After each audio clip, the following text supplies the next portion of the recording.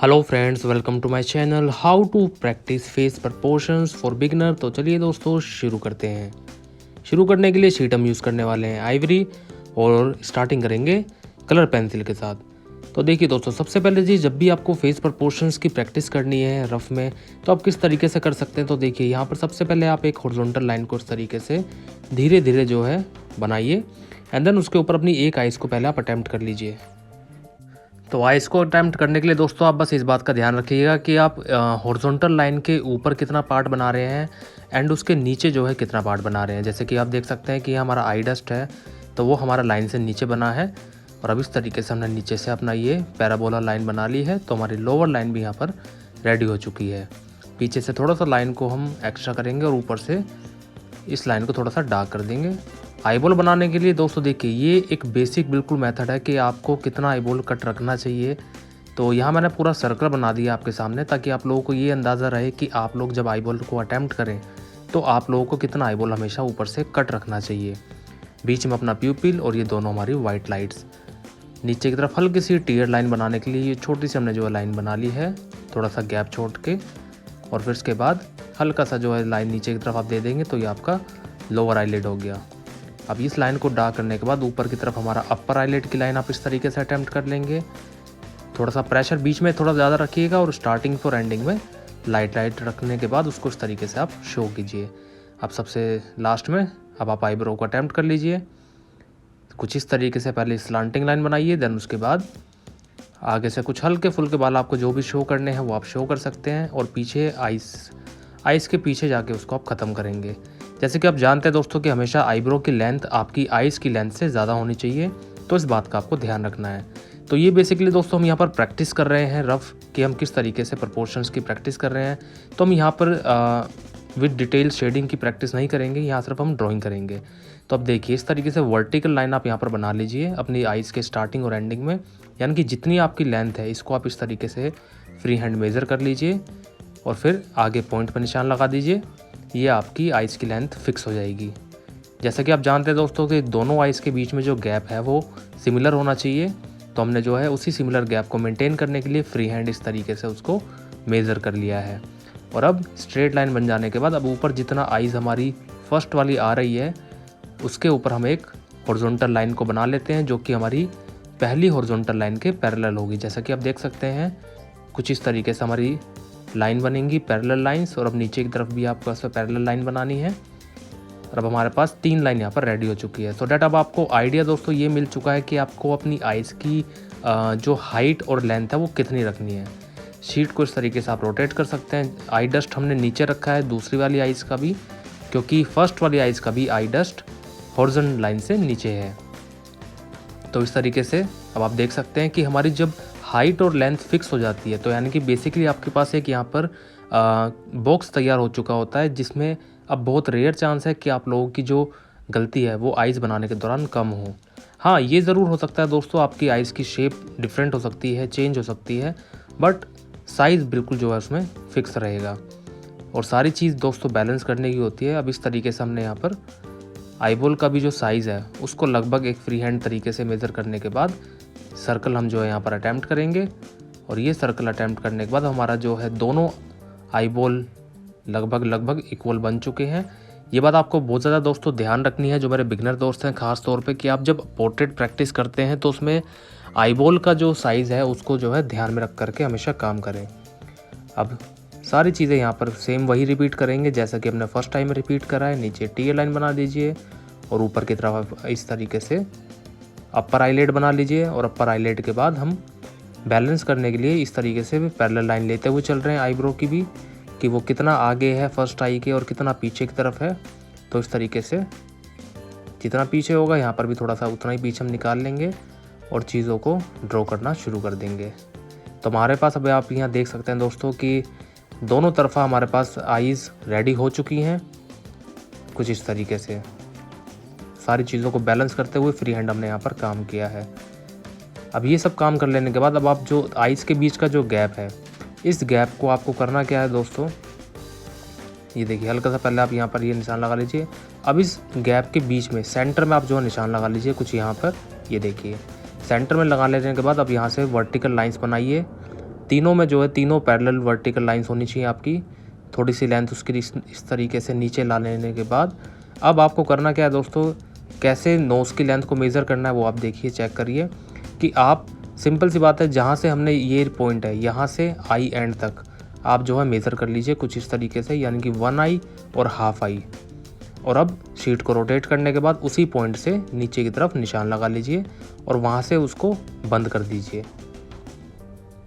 Parallel line चाहिए तो इस तरीके से आप हॉरिजॉन्टल पैरेलल लाइन बना लीजिए। तो हमारे पास ये नोज़ की एक लेंथ दोस्तों फिक्स हो चुकी है कि आपको कितनी लंबी अपनी नोज़ को बनाना चाहिए। तो बेसिकली 1.5 आईज़ की लेंथ होनी चाहिए आपकी नोज़ के लिए।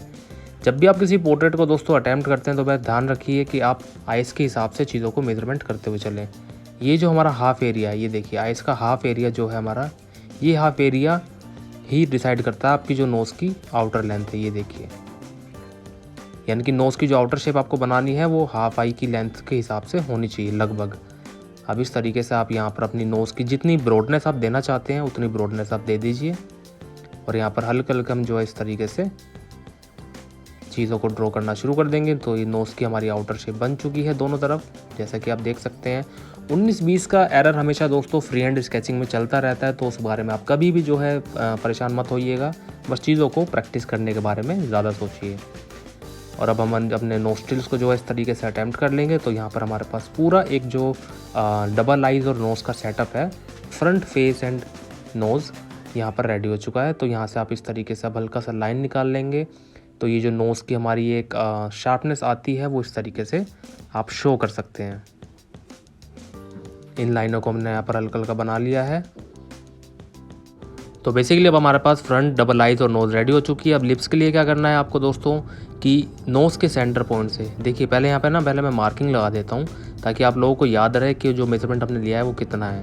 आइज़ की लाइन जो हमने सबसे पहली बनाई थी वहाँ से लेके नोज़ की लाइन तक जो मेज़रमेंट है वो आपका है 1.5 आई लेंथ। तो यहाँ मैं लिख देता हूँ 1.5 आई लेंथ। आप इस तरीके से लिख लीजिए ताकि आप लोगों को याद रहे और आप प्रैक्टिस करें तो आप अच्छे तरीके से उसको दिखा पाएँ। नोज़ की ये जो आउटर लेंथ होती है ये हाफ आई आपको जो है लगभग रखनी है। कम से कम दोस्तों हाफ आई होनी चाहिए, ज़्यादा से ज़्यादा डिपेंड करता है सिचुएशन के ऊपर।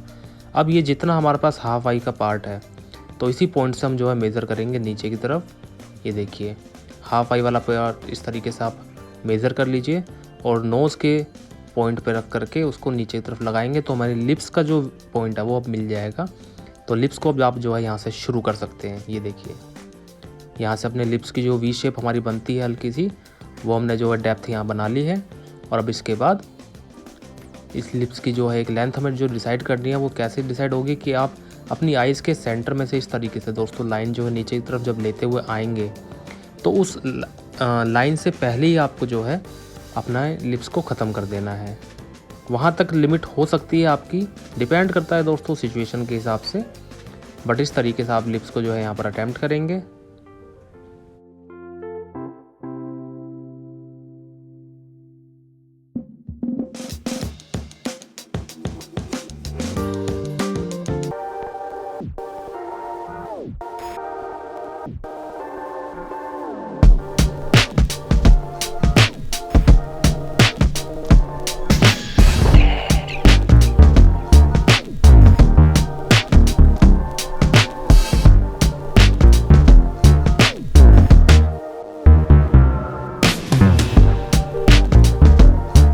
हल्का सा जैसे हमारे यहाँ डेप्थ होती है नोज़ और लिप्स के बीच में, तो आप इस तरीके से शो कर सकते हैं अगर शो करना चाहें तो।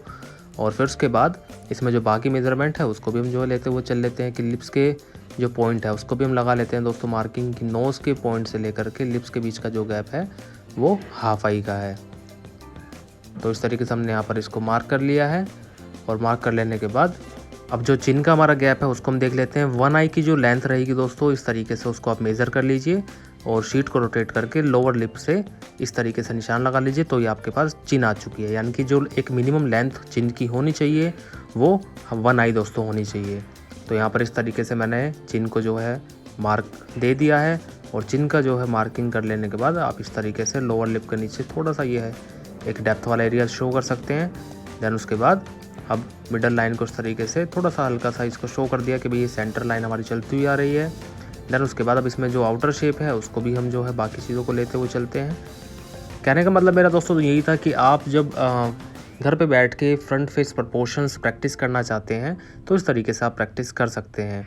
तो जो मेरे बिगिनर दोस्त हैं वो जब body proportion, still life, basic object को काफ़ी ज़्यादा स्टडी कर लेते हैं तो ये प्रैक्टिस आप कर सकते हैं। अब आउटर शेप के लिए देखिए हाफ आई का मेजरमेंट मैंने यहाँ लिया है कि और लिप्स के बीच में इस तरीके से यहाँ से मैंने लाइन बना ली है। अब ये लाइन बना लेने के बाद ये लाइन आपको शो करेगी कि यहाँ से टर्निंग पॉइंट होता है। अब ये देखिए ये जो हमारा हाफ आई का मेज़रमेंट है इसको मैं जो है पीछे की तरफ ऐसे ले लूँगा तो यहाँ से मेरी आउटर शेप शुरू होगी। लिप्स के बीच में कि जो हमारी लाइन है यहाँ से आपको जो है शेप को चेंज करना होता है कुछ इस तरीके से कि यहाँ से वहाँ तक का कनेक्शन पहले आप इस तरीके से जोड़ सकते हैं और ये कनेक्शन इस तरीके से जोड़ लेने के बाद लिप्स की मिडल लाइन के बाद आप उसमें एक कर्व ले आएंगे जो कि हमारे चिन के साथ कनेक्ट हो जाएगी कुछ इस तरीके से। और कनेक्ट हो जाने के बाद हमारे पास अब हमारी जॉ लाइन और हमारी साइड लाइन इस तरीके से।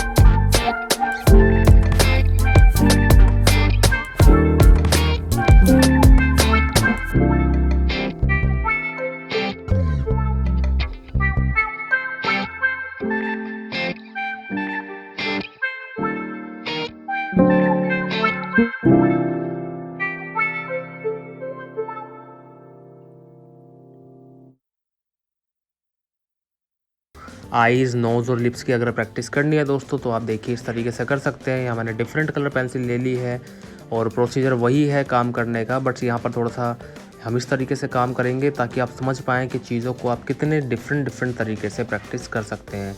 एक सर्कल बना लेने के बाद उसको इस तरीके से हम आइज़ की शेप में कन्वर्ट करेंगे तो डाटा वो दिखने में थोड़ा सा जो है अच्छा लगेगा और आपको हर स्टेप जो अच्छे से समझ में आता रहेगा। ये मतलब दोस्तों खुद की सेल्फ इम्प्रूवमेंट की प्रैक्टिसेस हैं कि अगर आप ये प्रैक्टिस घर पे बैठ के अपनी सेल्फ इम्प्रूवमेंट के लिए करते हैं तो बहुत ही ज़्यादा फ़ायदेमंद जो है टेक्निक्स हैं और आपको इससे बहुत ज़्यादा जो है सीखने को मिलता है।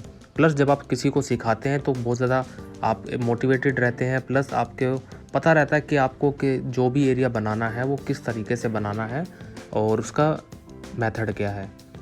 तो ये देखिए इस तरीके से हमने यहाँ पर आइज़ की ड्राइंग को इस तरीके से अटैम्प्ट कर लिया है और बाकी प्रपोर्शन भी आप जो प्रैक्टिस करना चाहें वो यहाँ पर साइड में बना सकते हैं।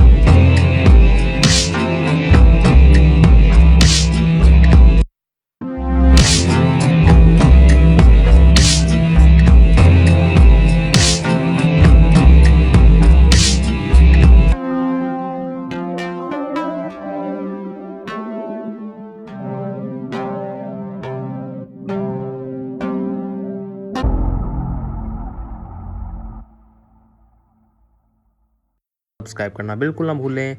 Thank you so much.